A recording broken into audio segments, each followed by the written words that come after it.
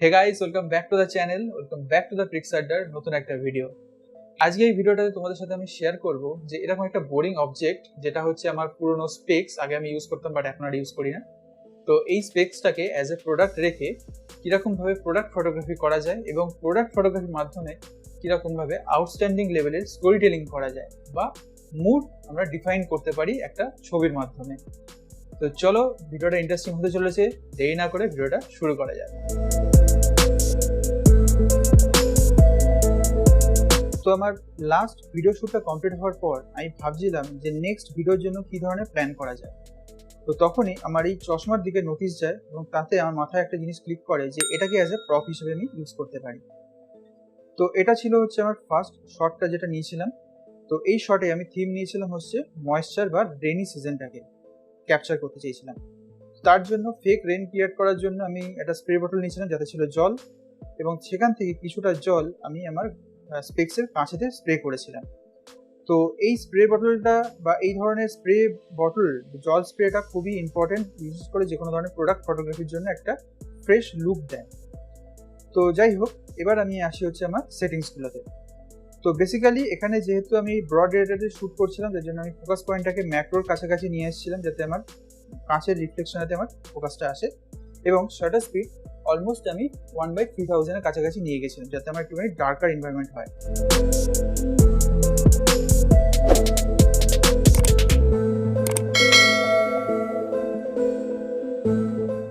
Okay, for the second shoot আমি যে থিমটা নিয়েছিলাম সেটা হচ্ছে working desk. Working desk create করার জন্য আমি আমার নর্মাল ল্যাপটপের ওপরই চশমাটাকে একটুখানি অ্যাঙ্গেল করে রেখেছিলাম, এবং ফোনের ক্যামেরা অ্যাপেতে আমি সুইচ করেছিলাম হচ্ছে প্রো মোডে। তো প্রো মোডে সুইচ করে এখানে দেখতে পাচ্ছি একটা কন্ট্রাস্ট লুক আসছে। তো তার জন্য আমি এডিটিংয়ে যেটা ছবিটা দেখবে সেটাতে আমি ব্ল্যাক অ্যান্ড হোয়াইট করেছিলাম, এবং সেটিংসগুলোতে আমি শাটার স্পিড রেখেছিলাম 1/90, এবং আইএসও অলমোস্ট আমি প্রথমে 50 করি, তারপরে আমি সেটাকে 100-এ রেখেছিলাম। যেরকম এখন দেখতে পাচ্ছ আইএসও আমার অলরেডি 100-এ ছিল, এবং ফোকাস পয়েন্টটাকে আমি আর বেশি টুইক করে নিই, অটোতে রেখেছিলাম, কারণ আমি ম্যাক্রো ফোকাস নেব না বলে আমি যে জন্য ফোকাস পয়েন্টটাকে আর বেশি ডিস্টার্ব করিনি। তো এরকম পজিশনে রেখে আমি শ্যুট করেছিলাম, এবং এডিটিংয়ের ফলে যে রেজাল্টগুলো পেয়েছিলাম সেগুলো কিছুটা হচ্ছে এরকম।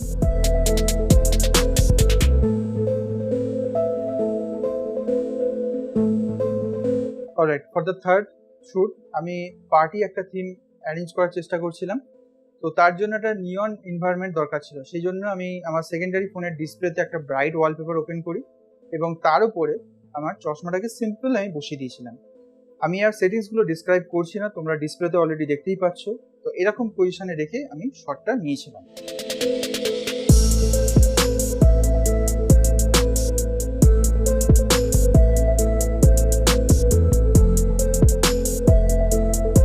ওকে, তো ফোর্থ ফটোশ্যুটের জন্য যে সেটআপটা আমি ক্রিয়েট করেছিলাম সেটাতে আমার থিম ছিল হচ্ছে স্টোরি টেলিং। তো স্টোরি টেলিং এর জন্য একটা তো বই অবভিয়াসলি লাগবেই। তো সেই জন্য একটা বই নিয়েছিলাম, বইটার ওপরে আমি চশমাটা রেখেছিলাম একটু অ্যাঙ্গেল করে। চশমাটাতে ফার্স্ট টেকনিকের মতোই যেরকম দেখতে পেলে আমি কিছুটা ওয়াটার স্প্রে করেছিলাম, আর আমি ব্যাকলাইট হিসেবে আমার ল্যাপটপের স্ক্রিনটাকে ইউজ করছিলাম, এবং ল্যাপটপের উপরেই পুরো সেটআপটাকে আমি ক্রিয়েট করেছিলাম। আর ল্যাপটপেতে এখন যেমন দেখতে পাচ্ছি ব্লোন আউট হয়ে আছে একটা ওয়ালপেপার রেখেছিলাম, যেটা হচ্ছে মাউন্টেন ফরেস্টের একটা ওয়ালপেপার, তাতে জার্নি বলে লেখা আছে।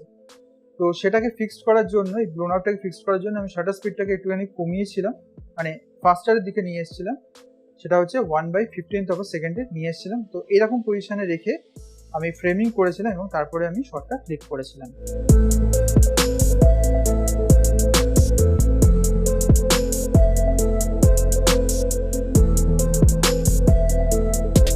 তো আই হোপ ভিডিওটা তোমাদের ইন্টারেস্টিং লেগেছে, ইনফরমেটিভ লেগেছে।